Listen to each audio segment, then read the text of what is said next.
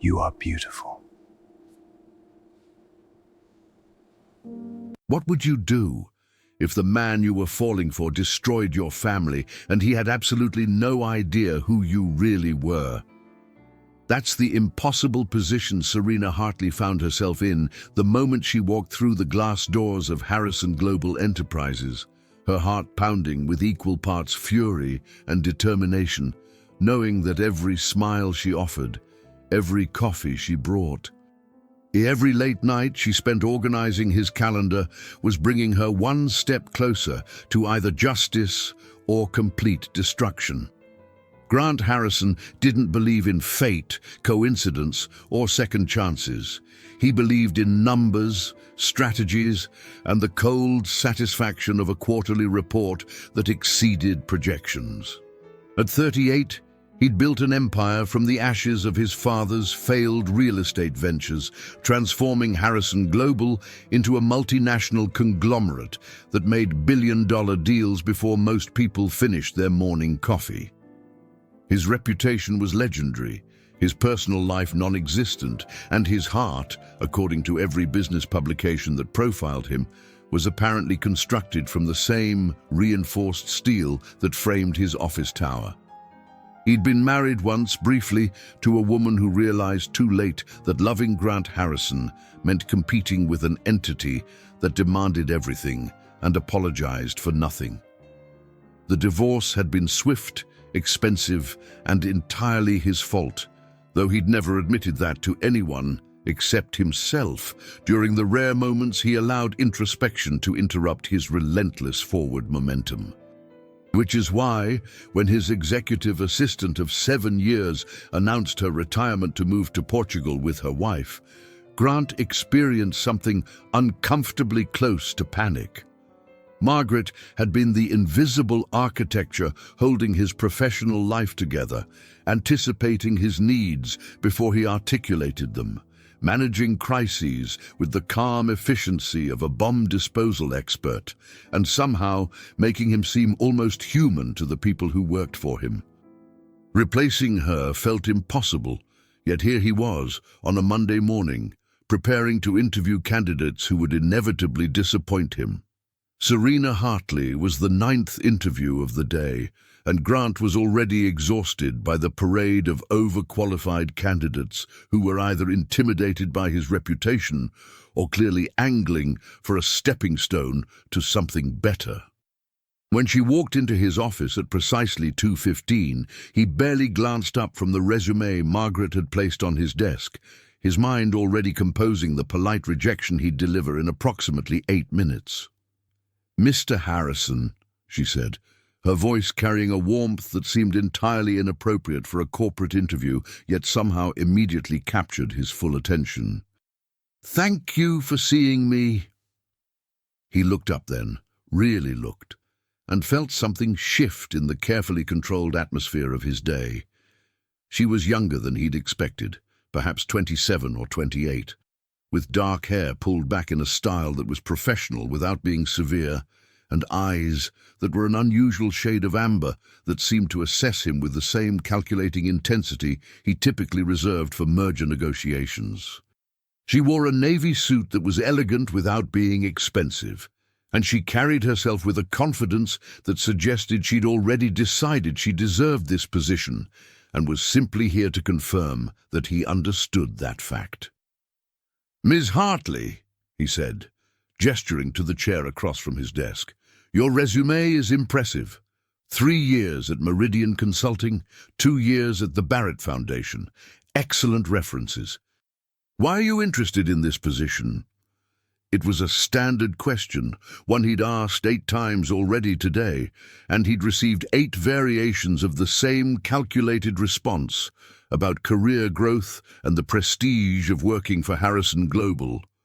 But Serena leaned forward slightly, her gaze never leaving his, and said something that caught him completely off guard. "Because I want to understand how you think," she said simply. "You've built something extraordinary from circumstances that would have destroyed most people, and you did it by seeing patterns and opportunities that others missed. I'm excellent at logistics and organization, but what I really want is to learn how someone operates at your level. I'm not interested in this being a stepping stone. I'm interested in this being a masterclass." Grant felt the corner of his mouth twitch in what might have been the beginning of a smile. "That's refreshingly honest. Most candidates spend this time telling me what they think I want to hear." "Most candidates probably haven't done their research properly," Serena replied, and there was something almost challenging in her tone. "You don't strike me as someone who appreciates dishonesty, even when it's flattering." She was right, of course, and that bothered him in a way he couldn't immediately articulate.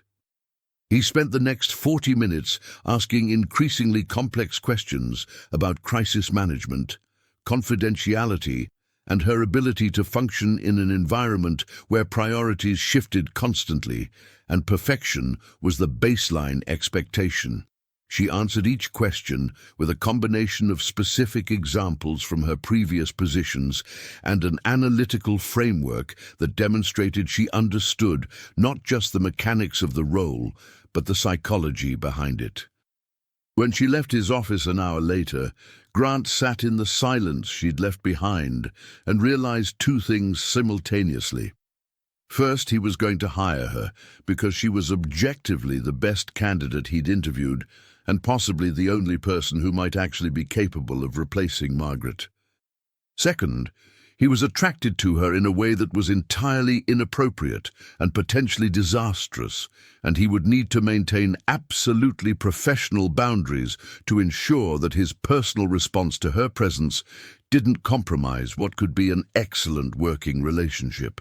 What Grant didn't know, couldn't possibly know, was that Serena Hartley's carefully crafted resume was both entirely truthful and strategically incomplete. He didn't know that her mother's maiden name had been Castellano, or that 12 years ago her father had been a junior partner in a real estate development firm that had been systematically destroyed when Grant Harrison identified irregularities in their accounting practices and reported them to federal authorities. He didn't know that the investigation that followed had revealed her father's involvement in a tax fraud scheme, or that her father had died of a heart attack 2 weeks before his trial was scheduled to begin, leaving her mother to raise 2 children alone while navigating bankruptcy and the social devastation of their family name being associated with criminal activity. Serena had been 16 when her world collapsed, old enough to understand exactly what was happening but powerless to stop it. She'd watched her mother age a decade in a matter of months, had transferred from her private school to a public one where nobody knew her history, had worked 2 jobs through college to graduate debt-free because there was no family money left to pay for anything. And through it all, she'd harbored a singular obsession with the man whose investigation had triggered the cascade of events that destroyed her family.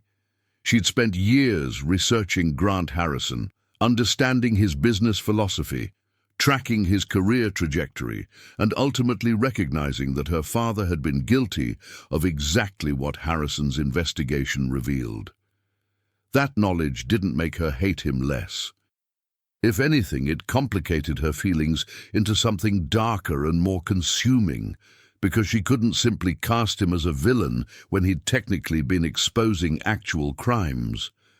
But he'd also been ruthless in his pursuit of that exposure, had shown no mercy or consideration for the collateral damage his investigation would cause, and had built part of his early fortune by acquiring her father's firm's assets at bankruptcy auction prices.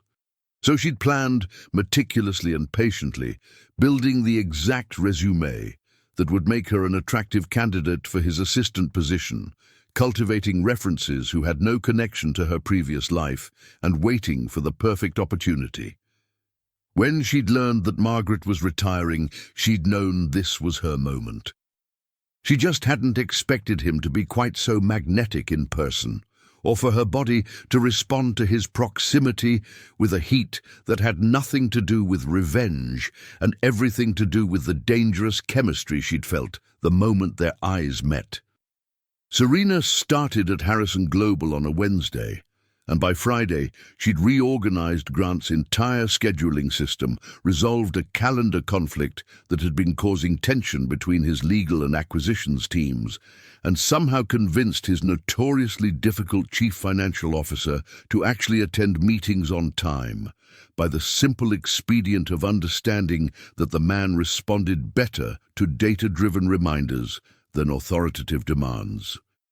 Grant watched her work with a fascination he tried very hard to disguise as professional appreciation, noting the way she seemed to intuitively understand the complex ecosystem of his business and navigate it with a grace that made everything appear effortless. "You've done more in 3 days than most assistants accomplish in 3 weeks, he said Friday evening, when most of the office had already emptied and she was still at her desk outside his office, finalizing his schedule for the following week. She looked up, and he saw something flicker in those amber eyes that might have been pleasure at the compliment or might have been something else entirely. "I told you I take this seriously," she said. "Besides, you make it easy. Your systems are logical even when they're complex." "Margaret spent 7 years training me to be logical," he admitted, moving to lean against her desk in a gesture that was far more casual than his typical executive demeanor. "Before her, I was apparently a nightmare to work with. I find that hard to believe," Serena said, though her slight smile suggested she absolutely didn't find it hard to believe at all. "My ex-wife would confirm it," Grant said, and then wondered why he'd mentioned his ex-wife to his new assistant during a conversation about office organization. That seemed like exactly the kind of personal detail he'd spent years training himself not to share in professional contexts. Serena's expression shifted, became something softer and more curious. "You were married?" "Briefly, 7 years ago." She very wisely decided that being married to someone who values quarterly reports more than human connection wasn't the life she wanted. He said it lightly, as though it was simply a biographical fact rather than a wound he'd long since tried to cauterize with work and willful emotional distance. "That sounds lonely," Serena said quietly, and there was something in her voice that made him look at her more carefully. "It's efficient," he countered, but even he could hear how hollow that sounded. For a moment they simply looked at each other, and Grant felt the air between them become charged with something that definitely wasn't professional and probably wasn't wise. Serena was the one who broke the moment, glancing back at her computer screen with a deliberateness that suggested she felt it too and was equally determined to ignore it.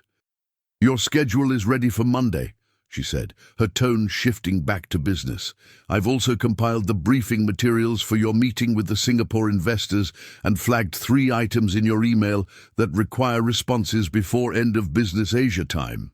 "Thank you," he said, straightening from her desk and forcing himself to step back to re-establish the physical and professional distance that had momentarily narrowed to something dangerous. "You should go home. It's late." "So should you," she pointed out, and he saw the hint of a challenge in her expression. "When was the last time you left the office before 8? "I don't recall," he admitted. "Work is where I'm most comfortable." "That's another way of saying you're lonely," Serena said, and before he could respond to that uncomfortably accurate observation, she was gathering her things, slipping her laptop into her bag with practiced efficiency, and offering him a smile that seemed to contain multitudes. "Good night, Mr. Harrison." "Try to leave before midnight at least." He watched her walk to the elevator, watched her press the button and wait with perfect posture, watched the doors open and swallow her into the building's mechanical depths, and felt something that might have been longing, or might have been the first warning sign that Serena Hartley was going to complicate his life in ways he couldn't yet anticipate. The following weeks established a rhythm between them that felt simultaneously entirely professional and charged with an undercurrent that neither of them acknowledged directly. Serena proved to be everything he'd hoped for in an assistant, and several things he hadn't expected. She had opinions about his business strategies that were often insightful. She pushed back when she thought he was making decisions based on ego rather than data, and she somehow managed to make him laugh during 14-hour workdays that would have broken less resilient people. Grant found himself looking forward to their morning briefings with an enthusiasm that had nothing to do with quarterly projections and everything to do with the way her mind worked, the way she challenged him without being insubordinate, the way she seemed to see through his carefully constructed professional persona to something more authentic underneath. What he didn't see, because she was far too skilled at deception to let it show, was the way Serena's hands trembled slightly every time she entered his office, the way she had to remind herself constantly why she was there and what she'd come to accomplish. Her plan had been clear when she'd started: gain his trust, access his private files, find evidence of the ruthless tactics he'd used to destroy her father's firm, and expose him publicly for the predator he'd been while building his empire. But the plan was becoming complicated by the fact that Grant Harrison in person was nothing like the monster she'd constructed in her imagination over 12 years of grief and rage. He was demanding, certainly, and his standards were impossibly high. But he was also fair in ways that surprised her. She'd watched him spend an hour mentoring a junior analyst who'd made a significant error, explaining where the analysis had gone wrong without humiliating the young man in the process. She'd seen him quietly ensure that a pregnant employee's workload was redistributed so she could leave on time for prenatal appointments. She'd observed him treat everyone from the building's security guards to his board members with the same direct respect, never pulling rank except when absolutely necessary. And when he looked at her with those intense dark eyes, when he leaned close to review documents on her screen and she could smell his cologne and feel the heat of his body next to hers, she felt her carefully constructed hatred wavering in the face of something far more dangerous. It was during a late-night work session in his office, 3 months into her employment, that everything shifted irrevocably. They were preparing for a critical merger negotiation, and Grant had been reviewing financial projections for hours, his tie loosened, and his sleeves rolled up in a gesture of exhausted informality that Serena found far more attractive than she wanted to admit. She'd brought him coffee, his 4th of the evening, and was leaning over his desk to point out a discrepancy in the documentation when he looked up at her and their faces were suddenly inches apart. The silence stretched between them like a physical force. His eyes dropped to her mouth, and she saw him inhale sharply, saw the exact moment he recognized the same attraction she'd been fighting for months. He was so close she could feel his breath, could see the flecks of gold in his dark irises, could feel every cell in her body screaming at her to close the distance between them and find out what his mouth would feel like against hers. "Serena," he said, and her name on his lips sounded like a warning and an invitation simultaneously. She should have stepped back. Every rational part of her brain was screaming at her to step back, to maintain the professional boundaries that were the only thing protecting her from completely losing sight of why she was there. But instead, she stayed exactly where she was, frozen in the gravitational pull of his proximity, absolutely certain that he was going to kiss her, and equally certain that when he did, everything would change.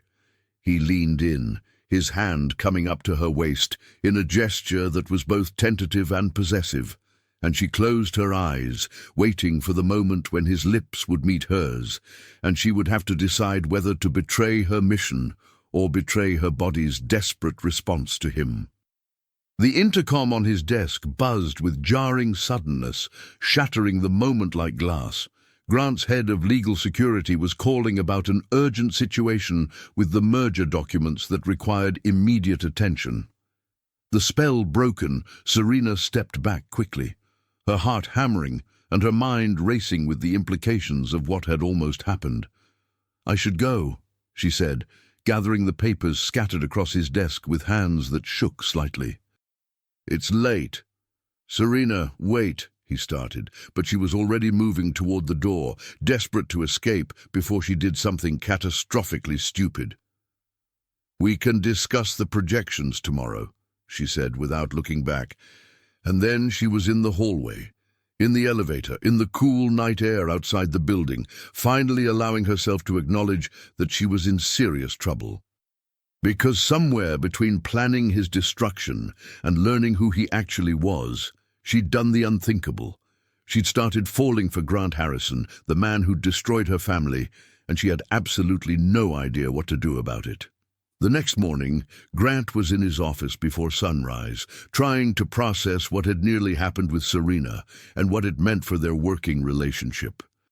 He'd almost kissed his assistant, had been millimeters away from crossing a line that would have complicated everything, and the most disturbing part was that he didn't regret the impulse. He regretted the interruption. That realization forced him to confront something he'd been avoiding for months. He was attracted to Serena in a way that went far beyond professional admiration, and continuing to work with her while pretending that attraction didn't exist was becoming impossible.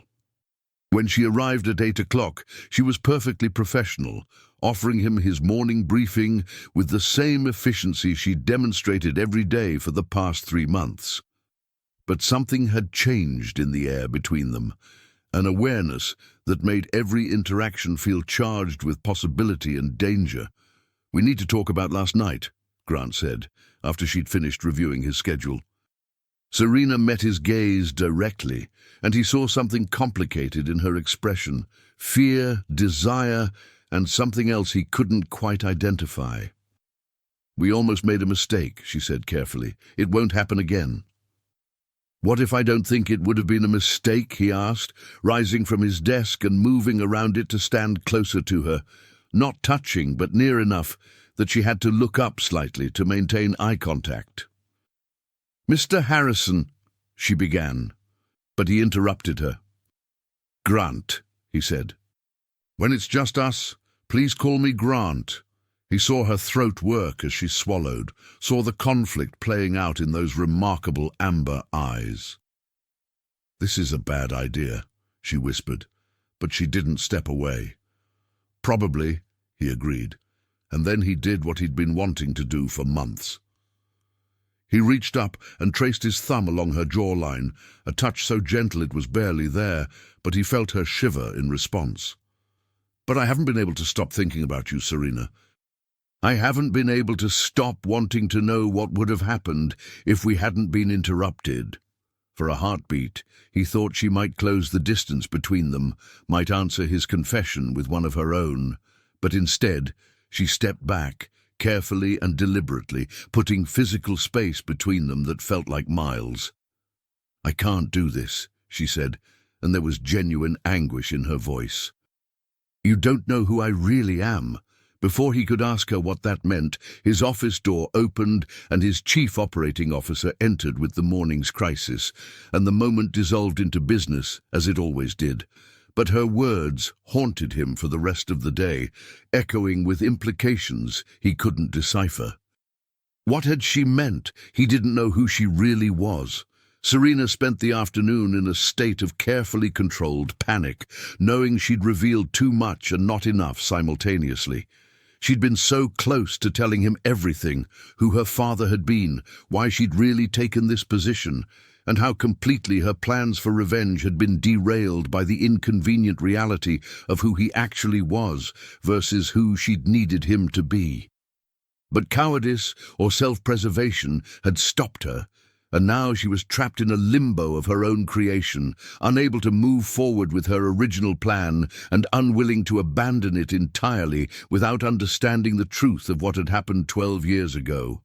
That evening, after everyone else had left, Serena did something she'd been planning since her first day at Harrison Global, but had been too cautious to attempt until now.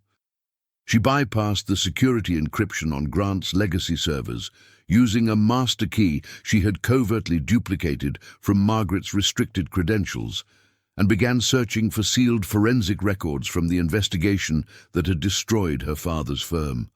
What she found made her blood run cold. The investigation hadn't started with Grant Harrison. It had started with an anonymous tip to federal authorities, and Harrison's firm had been brought in as third-party auditors to examine the evidence. The irregularities he'd found had been extensive and undeniable. Her father's firm had been systematically defrauding investors for years, and her father had been one of the primary architects of the scheme. But there was something else in the files, something that made her hands shake as she read it.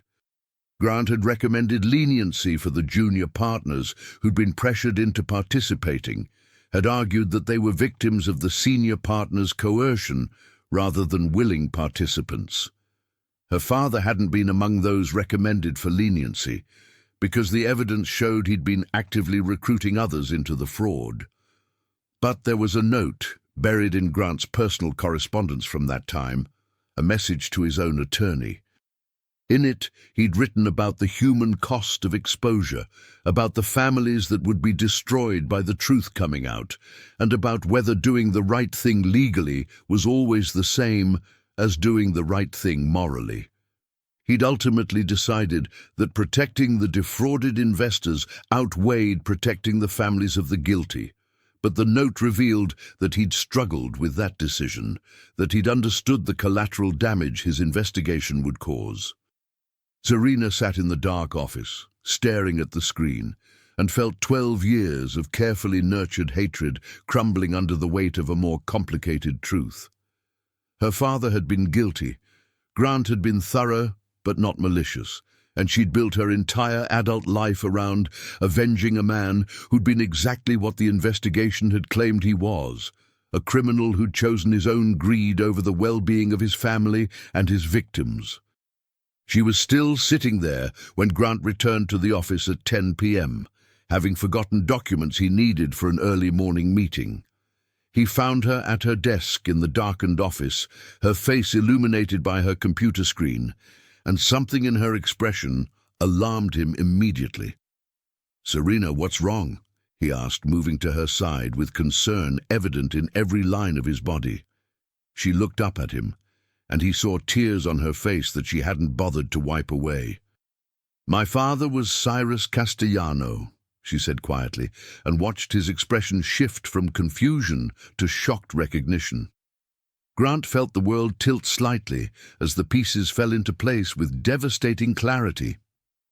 Castellano, the junior partner in the Meridian fraud case, the man who died before trial, leaving behind a wife and 2 children. He'd thought about those children occasionally over the years, had wondered what had become of them, had felt the guilt of knowing that his investigation, however justified, had contributed to their suffering. "Serena," he breathed, and everything about her made sudden, terrible sense. The way she'd sought this position, the way she'd looked at him sometimes with something that might have been hatred or might have been longing, the way she'd said he didn't know who she really was. "I came here to destroy you," she continued, her voice steady despite the tears. "I spent 12 years planning it. I thought you were the villain who'd killed my father and ruined my family for profit. But he was guilty, wasn't he? Everything you found was true." Grant moved slowly, carefully, pulling a chair next to hers and sitting down so they were eye to eye. "Yes," he said simply. "The fraud was extensive and deliberate. I'm sorry, Serena. I'm sorry for what it cost you and your family, but I can't apologize for exposing it." "I know," she whispered. "I've been reading the files. You tried to help the people who were coerced. You struggled with the decision. You weren't the monster I needed you to be." "What were you going to do?" he asked. "When you destroyed me?" She laughed, a broken sound that hurt to hear. "I don't even know anymore. Expose you for unethical business practices, maybe, except you're not unethical. You're ruthlessly honest, which is possibly worse because I can't hate you for it." They sat in silence for a long moment, the weight of revelation settling around them like snow. Finally, Grant reached out and took her hand, and she didn't pull away. I've been falling for you, he admitted. For months now, I've been falling for you, and I couldn't understand why it felt so complicated, why you seemed to be fighting the same thing. Now I understand. We can't do this, Serena said, but her fingers tightened around his. It's impossible. Your investigation destroyed my family. Your father's choices destroyed your family, Grant corrected gently. My investigation just revealed what he'd chosen to do, but I understand if you can't separate those things. I understand if you need to leave Harrison Global, if working for me is too painful now that everything is out in the open. Serena looked at him, really looked at him, and saw not the man she'd built in her imagination, but the actual human being in front of her, flawed, principled, lonely, and looking at her with an intensity that made her heart race. "What if I don't want to leave?" she asked quietly. "What if I'm tired of letting my father's mistakes define my life?" "Then stay," he said simply, and the distance between them narrowed until it was almost non-existent, until she could feel his breath on her face and see the exact moment he decided to risk everything. "Stay and let me prove that what I feel for you has nothing to do with guilt or obligation and everything to do with the fact that you're the most extraordinary person I've ever met." This time, when he leaned in, there was no interruption, no crisis to pull them apart. His lips met hers with a gentleness that stole her breath, a kiss that tasted like forgiveness and possibility, and the beginning of something that terrified and exhilarated her in equal measure. When they finally broke apart, both breathing hard, Serena rested her forehead against his and made a decision that felt like stepping off a cliff. "I'm staying," she whispered. "But we're going to have to figure out how to do this, because I don't know how to be with you without addressing everything that's between us." "Then we'll address it," Grant promised. "All of it. Every difficult conversation, every complicated truth. Because, Serena, I don't want to lose you now that I've finally found you." What neither of them realized, as they sat in the darkened office making promises they hoped they could keep, was that Serena's father's case had one more secret buried in its depths. A secret that would surface 3 weeks later when a former business partner of Cyrus Castellano contacted Serena with information that would change everything they thought they knew about the night her father died. The anonymous tip that had started the investigation hadn't been anonymous at all. It had come from within the Castellano family itself, from someone who had known about the fraud and had deliberately set events in motion to expose it before the scheme could collapse and take innocent investors down with it. That person had been Serena's mother, who had discovered her husband's criminal activities and had made an impossible choice between protecting her family and protecting the people her husband was defrauding. She had made an agonizing choice to protect her children from the senior partner's threats, but she had also honored a final, desperate plea from Serena's father. A deathbed promise never to tell their daughter that he was a criminal. She allowed Serena to cast Grant as the villain for 12 years, enduring her daughter's resentment to preserve the girl's untainted memory of a hero father, only breaking her silence now because she realized that Serena's hate was poisoning her future with the only man who could truly protect her. But for now, in this moment, they allowed themselves to believe that the truth had been fully revealed, that the complications between them could be navigated through honesty and determination, and that their story might somehow have a happy ending, despite its devastating beginning. Grant pulled her to her feet, keeping her hand in his, and led her to the window that overlooked the city sprawling below them in countless lights. "I want to do this right," he said. "I want to take you to dinner, learn everything about you that I don't already know, and court you the way you deserve." Serena laughed, a real laugh this time, surprised and delighted. "Court me? Grant, you're not from the 19th century. "Fine," he amended, smiling in a way she'd never seen before, unguarded and genuine. "I want to date you.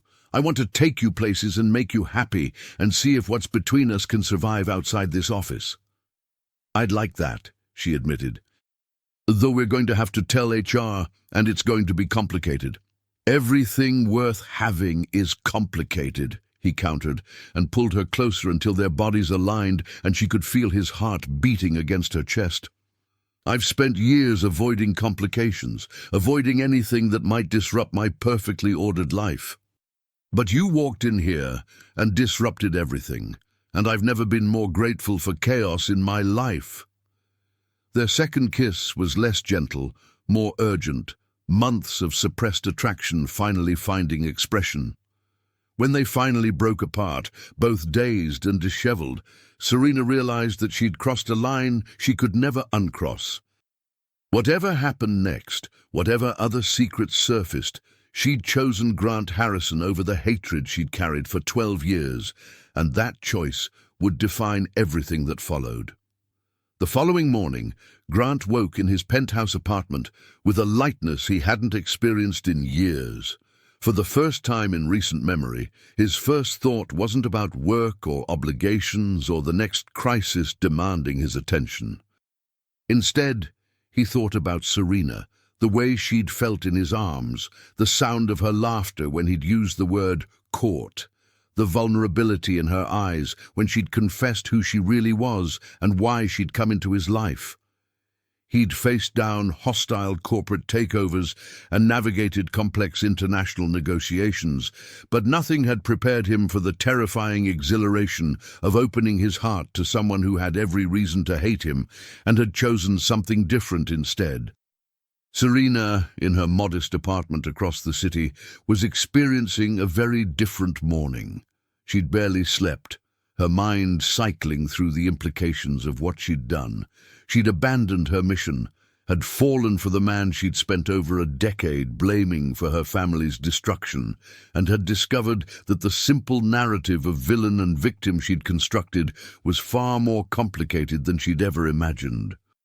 Worse, she'd accessed Grant's private files without permission, had violated the trust of the position she'd fought so hard to obtain, and was now keeping that violation secret, even as she embarked on a relationship built on the promise of honesty. When she arrived at the office that morning, Grant was already there, waiting by her desk with 2 cups of coffee and an expression that made her heart skip. "Good morning," he said, handing her one of the cups. "I thought we could talk before everyone else arrives." They went into his office, and for a moment Serena felt the weight of everything unsaid pressing down on her. She needed to tell him about accessing his files, about the extent of her original plans, about all the ways she'd manipulated her way into his life, with intentions that had been anything but honest. But before she could speak, he was talking, his words rushing out with an earnestness that was completely unlike his usual controlled demeanor. "I know this is complicated," he said. "I know there are protocols and HR considerations and 1,000 reasons why this could be a disaster, but Serena, I haven't felt this alive in years.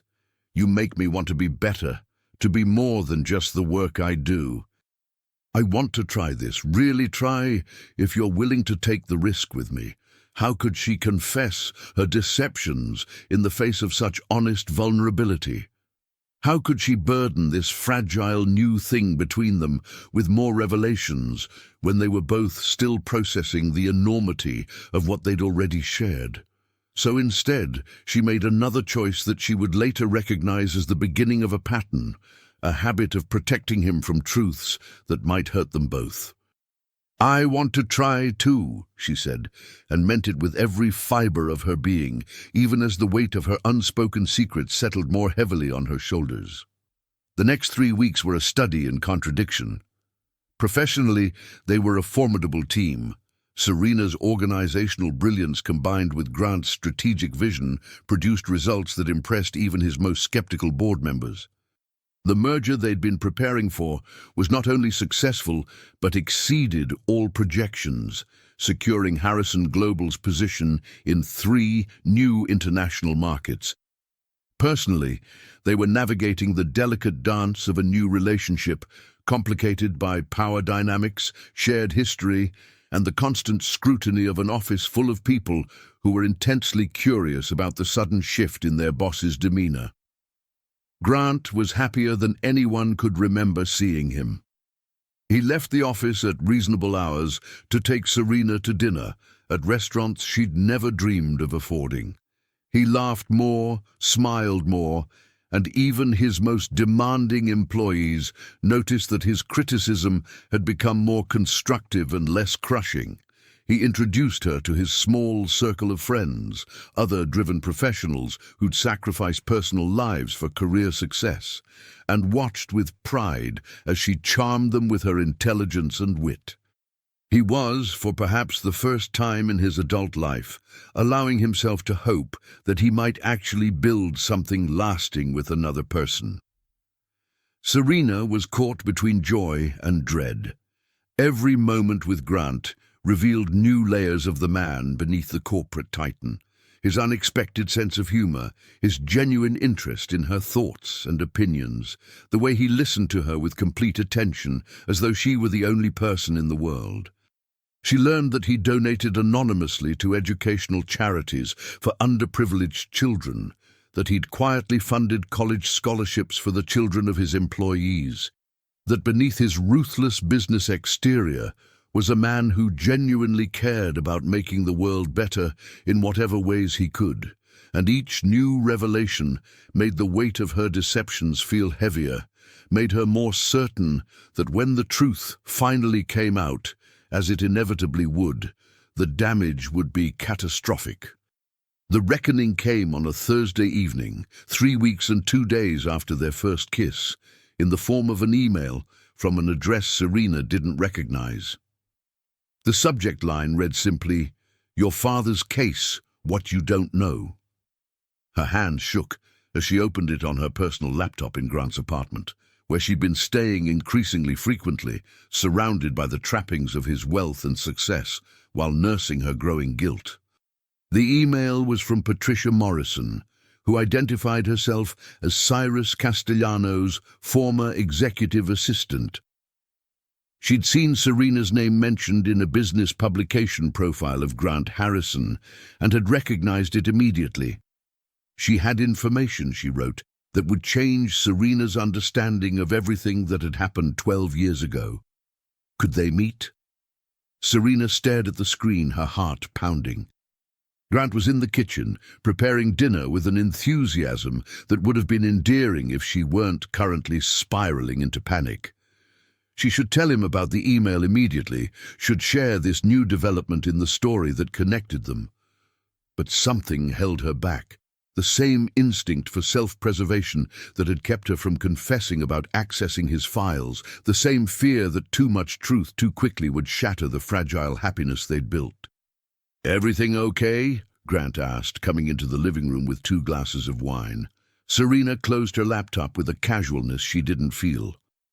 "Just work emails," she lied, and hated herself a little more for how easily the deception came. They had dinner, made love with an intensity that felt almost desperate on Serena's part, and fell asleep tangled together in Grant's enormous bed. But Serena lay awake long after his breathing had evened into sleep, staring at the ceiling and wrestling with the knowledge that she was repeating the same pattern of deception that had destroyed her father. Keeping secrets, rationalizing omissions, convincing herself that she was protecting the people she loved when she was really just protecting herself from the consequences of her choices. She met Patricia Morrison 2 days later at a coffee shop across town, telling Grant she had a dentist appointment. Patricia was in her 60s, elegantly dressed, with kind eyes that held a sadness Serena immediately recognized as the weight of long-held secrets. "Thank you for meeting me," Patricia said, as Serena sat down across from her. "I've wanted to reach out for years, but I didn't know how to find you, and I wasn't sure you'd want to hear what I have to say." "What do you know about my father's case?" Serena asked, her voice tight with anxiety. Patricia took a deep breath, her hands wrapped around her coffee cup, as though drawing strength from its warmth.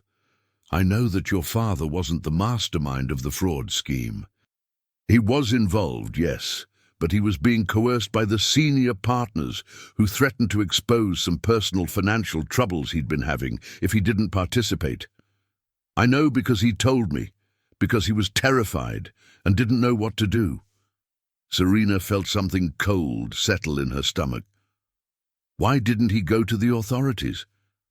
Why didn't he stop it? "He was trying to," Patricia said gently. "The day before the anonymous tip went to federal investigators, your father came to the office early and copied all the evidence of the fraud onto a drive. He was planning to turn it over himself, to negotiate some kind of deal that would protect his family while exposing the people who were actually running the scheme. But someone beat him to it." "Who?" Serena asked. Though she had a terrible suspicion, she already knew the answer. Patricia's expression filled with compassion and regret. "Your mother. She'd discovered what was happening, and she was terrified that if your father tried to negotiate or protect himself, the senior partners would destroy your entire family. So she made the tip herself, gave the investigators everything, and let the investigation run its course. She thought that if it came from outside, if your father appeared to be just as much a victim of the exposure as everyone else, maybe there would be some mercy for him." Serena felt the world spin around her. "My mother knew?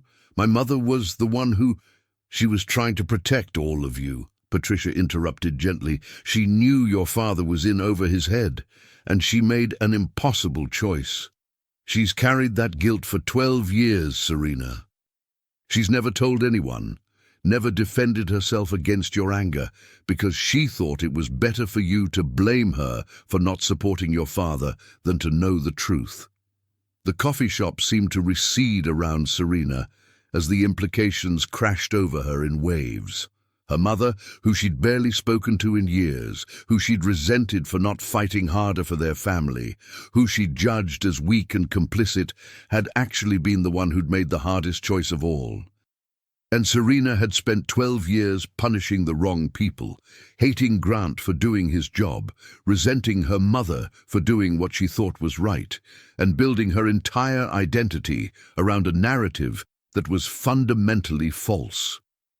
"There's more," Patricia continued, and Serena almost laughed at the absurdity of there being more, of this revelation not being devastating enough. "The anonymous tip? It included a note specifically asking that the investigators bring in Grant Harrison's firm as independent auditors. Your mother had researched him, had found that he had a reputation for being thorough but fair, and she specifically requested him because she believed he would uncover the truth about the senior partner's coercion of your father." "So my mother brought Grant into this," Serena said slowly, processing the full circularity of it all. "She chose him to investigate my father.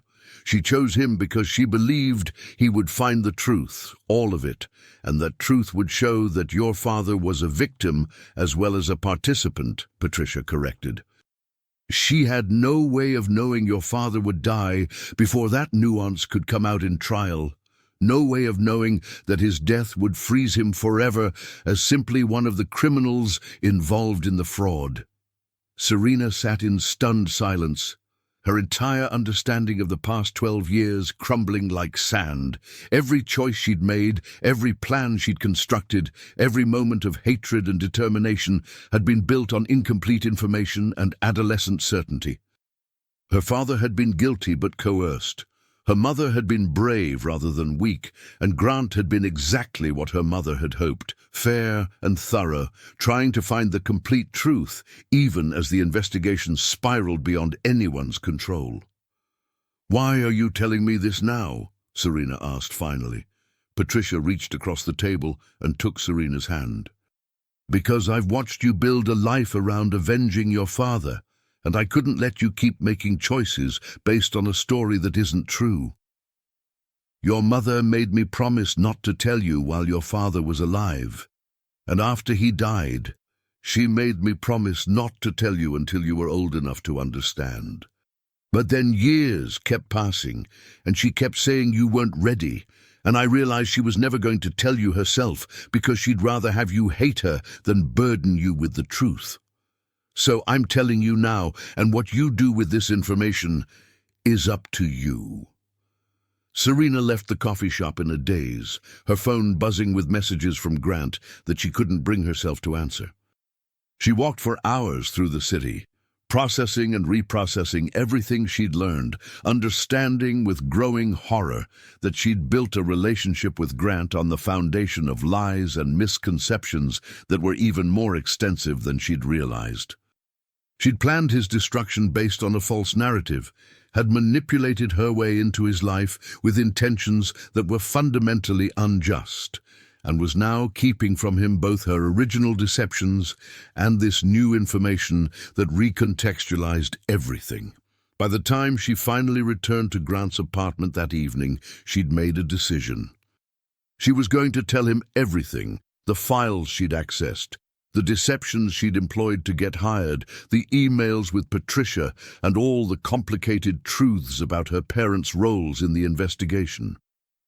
She was going to lay it all out and let him decide whether what they had could survive that much honesty, or whether the foundation was too damaged to support anything real. She found him in his study, working on his laptop with the focused intensity she'd come to recognize as his way of managing stress. He looked up when she entered, and his expression immediately shifted to concern. "Where have you been? I've been trying to reach you for hours. Are you okay?" "No," she said honestly. "I'm not okay. And I need to tell you some things that are going to change how you see me, and probably change everything between us." Grant closed his laptop immediately, giving her his complete attention in the way that always made her feel simultaneously cherished and exposed. "Whatever it is, we'll handle it together." "Don't promise that until you know what it is," Serena said, and then she began to talk. She told him about accessing his private files, about reading his personal correspondence from the investigation, about her original plans to find evidence against him. She told him about the email from Patricia Morrison, about her mother's role in initiating the investigation, about the coercion her father had faced, and his planned confession. She told him everything, watching his expression cycle through shock, hurt, anger, and something that might have been understanding or might have been the beginning of the end. When she finished, silence filled the study like water. Grant stood and moved to the window, his back to her, his shoulders rigid with tension. Serena waited, her heart hammering, absolutely certain that she'd just destroyed the best thing that had ever happened to her, and equally certain that honesty had been the only possible choice. "Say something," she finally whispered, when the silence had stretched so long she thought she might shatter from the suspense. Grant turned to face her, and she saw that his eyes were wet. "You came into my life planning to destroy me," he said, and it wasn't a question. "Yes," she confirmed. "I did. And you accessed my private files without permission, violated the trust I placed in you professionally. Yes. And you've been keeping these secrets even after we started this relationship, even after we promised to be honest with each other." "Yes." The word felt like broken glass in her throat. Grant crossed the room to stand in front of her, and she braced herself for the anger, the rejection, the end of everything. But instead, he reached out and cupped her face in his hands, his touch impossibly gentle. "Serena," he said quietly, "you were 16 years old when your world fell apart. You spent 12 years believing a story that made sense of your pain, and you built your entire identity around that story. I can't be angry at a grieving child for wanting justice, even if that justice was aimed at me." "I'm not a child anymore," she protested, tears streaming down her face. "I'm an adult who made calculated choices to deceive you, to manipulate you, to invade your privacy. I'm responsible for all of that." "You are," he agreed. "And we're going to have to work through the trust issues that creates. But Serena, you also stopped. You learned the truth and you changed course. You fell in love with me despite every reason you had to hate me, and you're standing here now telling me the truth even though you know it might end us. That takes courage. Or stupidity," she said with a broken laugh. "Or courage," he insisted. He pulled her into his arms, and she collapsed against him, sobbing with a release that felt like purging 12 years of poisonous grief and rage. He held her through it, one hand stroking her hair, murmuring reassurances that might have been true or might have been wishful thinking from both of them. When she finally calmed enough to breathe normally, she pulled back to look at him. "What happens now?" "Now," Grant said. "You call your mother and have the conversation you should have had years ago. And then we figure out how to build something real from all this wreckage." Serena did call her mother that night, from Grant's study, while he gave her privacy. The conversation was painful, tearful, and ultimately healing in ways Serena hadn't thought possible. Her mother confirmed everything Patricia had told her, adding details that made the picture even more complex and heartbreaking. She'd made the tip because she'd believed it was the only way to stop the fraud before it collapsed and destroyed even more families. She'd chosen Grant's firm specifically because she'd researched him and believed he would be fair. And she'd carried the guilt of that choice every day since, had watched her daughter build a life around hating the wrong people, and had been too afraid of losing Serena entirely to risk telling her the truth. "I'm sorry," her mother said through tears. "I'm so sorry for everything you've been through, for every way my choices hurt you. But I'd make the same decision again, because those investors deserved protection, and your father deserved to face the consequences of his actions, even though I loved him." "I understand," Serena said, and realized she meant it. "I don't know if I could have made that choice, but I understand why you did. And I'm sorry I blamed you for so long, for something that wasn't your fault." They talked for 2 hours, beginning the slow work of rebuilding a relationship that had been fractured for over a decade. When Serena finally hung up, she felt lighter than she had in years, as though she'd been carrying a weight she hadn't fully recognized until it was gone. Grant was waiting for her in the living room, and when she emerged from the study, he simply opened his arms. She went to him gratefully, letting him hold her as the evening deepened into night around them. "Thank you," she whispered against his chest. "Thank you for not giving up on me, on us."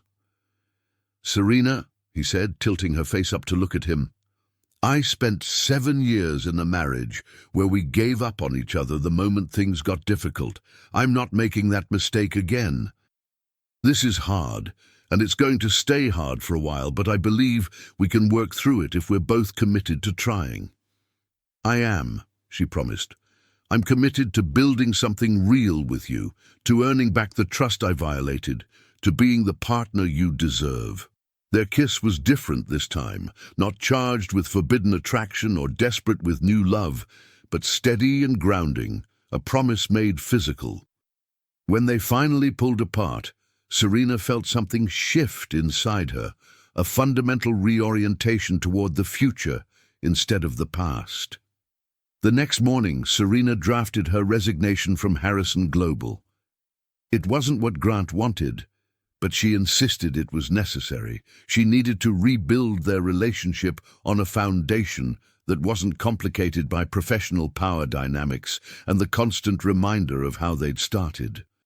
She needed to know that what they had could exist independent of the office where they'd met, could survive without the structure that had initially brought them together. Grant argued, tried to convince her that leaving wasn't necessary, but eventually recognized that this was something she needed to do for herself, a line she needed to draw between who she'd been and who she was becoming. She gave 4 weeks' notice, trained her replacement with characteristic thoroughness, and on her last day, the office threw her a farewell party that felt both celebratory and bittersweet. She'd made genuine friends among Grant's staff, had earned the respect of people she'd initially seen only as means to an end, and leaving felt like closing a chapter that had been more transformative than she'd ever imagined. Grant took her to dinner that night at the restaurant, where they'd had their first official date as a couple. Over wine and food, she was too nervous to eat. He reached across the table and took her hand. "I have a proposal for you," he said. "And before you panic, it's not that kind of proposal, not yet anyway." Serena laughed despite her nerves. "What kind of proposal is it?" "A business proposal," he clarified. "You're brilliant at what you do, Serena. You have insights about organizational efficiency and strategic planning that most consultants spend decades trying to develop. I want to fund you starting your own consulting firm. No strings attached, no obligations to work with Harrison Global, though I hope you will.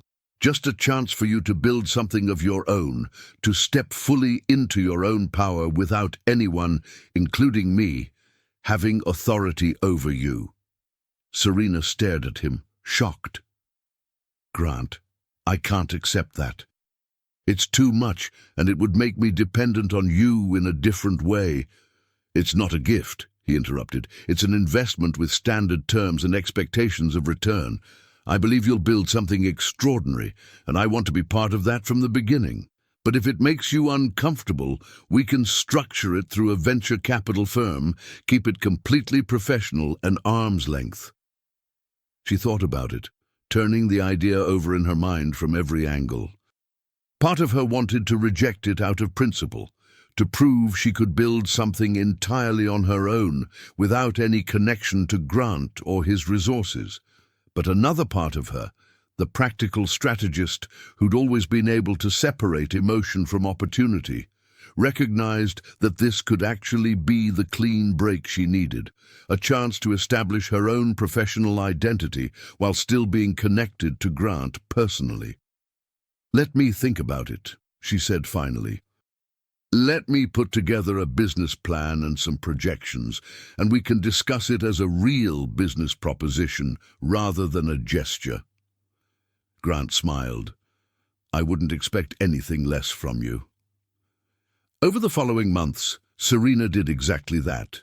She developed a comprehensive business plan for a consulting firm specializing in organizational efficiency for mid-sized companies navigating rapid growth, the exact market segment she'd learned to understand during her time at Harrison Global. She pitched it to Grant with the same professionalism she'd brought to every briefing she'd ever given him, and he agreed to fund it through a venture capital firm with standard terms that gave her complete autonomy while ensuring he had a financial stake in her success. The firm she built, Hartley Strategic Consulting, grew quickly. Her first clients came through connections she'd made at Harrison Global, but she rapidly built a reputation independent of that association. She hired smart, driven people who reminded her of who she'd been at their age, and she mentored them with the same combination of high standards and genuine investment that Grant had modeled for her. By the end of the first year, she'd not only repaid Grant's initial investment, but had generated returns that impressed even his experienced venture capital partners. Personally, she and Grant navigated the complexities of their relationship with more success than either had initially dared hope. They established boundaries and check-ins, committed to radical honesty even when it was uncomfortable, and slowly rebuilt the trust that had been damaged by Serena's initial deceptions. They went to couples therapy, Grant's suggestion, which surprised Serena but demonstrated his commitment to making things work. They met each other's families. Serena's mother loved Grant immediately, seeing in him the fairness and integrity she'd hoped for 12 years ago, while Grant's elderly father approved of Serena's intelligence and her refusal to be intimidated by the Harrison name or fortune. 2 years after Serena's resignation from Harrison Global, Grant proposed properly, not in a grand public gesture but during a quiet weekend at a cabin they'd rented in the mountains, where they'd gone to escape the relentless pace of their professional lives. He presented her with a ring that was elegant rather than ostentatious, and asked her to marry him with a vulnerability that still had the power to make her heart race. "I know we've done everything backwards," he said, kneeling in front of her while snow fell outside the windows and a fire crackled in the hearth. "I know we started with deception and pain and every reason not to trust each other. But Serena, you've made me believe in second chances, in the possibility that even the most damaged foundations can support something beautiful if you're willing to do the work. Will you marry me?" Serena pulled him to his feet and kissed him, tasting salt and realizing they were both crying. "Yes," she said when they finally pulled apart. "Yes, absolutely yes." They married 6 months later in a ceremony that was small and intimate, surrounded by the people who mattered most to them. Serena's mother walked her down the aisle, and when Grant lifted her veil, she saw in his eyes the same wonder she felt, that they'd somehow navigated the impossible distance from enemies to partners, from deception to radical honesty, from brokenness to something whole and beautiful and entirely their own. During his vows, Grant said, "You came into my life as a reckoning, and you became my redemption. You taught me that love isn't efficient or convenient, that the best things in life require us to be vulnerable and brave and willing to do the hard work of understanding each other. I promise to spend the rest of my life being worthy of the trust you've placed in me, to never take for granted the miracle of you choosing me despite every reason you had not to." Serena's vows were equally raw. "You were supposed to be the villain of my story, and instead you became the hero. You showed me that the world is more complicated than I wanted to believe, that people can be flawed and principled simultaneously, that forgiveness is more powerful than revenge. I promise to spend the rest of my life building something worthy of the pain it took to bring us together, to honoring the difficult truths that made us possible." They built a life together that was demanding and fulfilling in equal measure. They challenged each other professionally, supported each other personally, and created a partnership that was as much about mutual respect as it was about love. They had their share of conflicts. Both were strong-willed and accustomed to being in control. But they'd learned to fight productively, to communicate openly, to choose understanding over being right. 3 years into their marriage, Serena discovered she was pregnant. The news was unexpected. They'd been so focused on their careers that children had been relegated to a vague, someday category. But when she saw the positive test, Serena felt a rush of emotion that surprised her with its intensity. She told Grant that evening, watching his expression cycle through shock to wonder to fierce protectiveness. "We're going to be parents," he said, and she heard in his voice the same fear and excitement she felt. "We're going to have a chance to do this right, to give our child what we both needed and didn't fully have." Their daughter, Grace Cyrus Harrison, named for both their mothers and the grandfather Serena had lost, was born on a rainy October evening after 14 hours of labor that left them both exhausted and transformed. Holding his daughter for the first time, Grant wept openly, whispering promises to her about the kind of father he would be, the kind of man he would show her she deserved. Serena, watching him with their child, felt a sense of completion she hadn't known she was missing. They'd taken the broken pieces of their shared history and built something extraordinary, not despite the pain and deception that had brought them together, but somehow because of it, because they'd learned that love worth having required honesty, vulnerability, and the willingness to do the hard work of really knowing each other. On Grace's first birthday, they gathered with family and friends in the backyard of the home they'd bought together. Not Grant's bachelor penthouse, but a real house with a yard and rooms that needed furniture and a future that felt possible. Serena's mother held her granddaughter with fierce love, telling her stories about the grandfather she'd never meet, while Grant's father looked on with approval.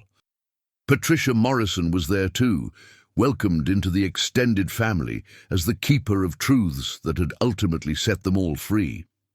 That evening, after the party had ended and Grace was asleep, Serena and Grant stood together in their daughter's nursery, watching her peaceful breathing in the gentle glow of the nightlight.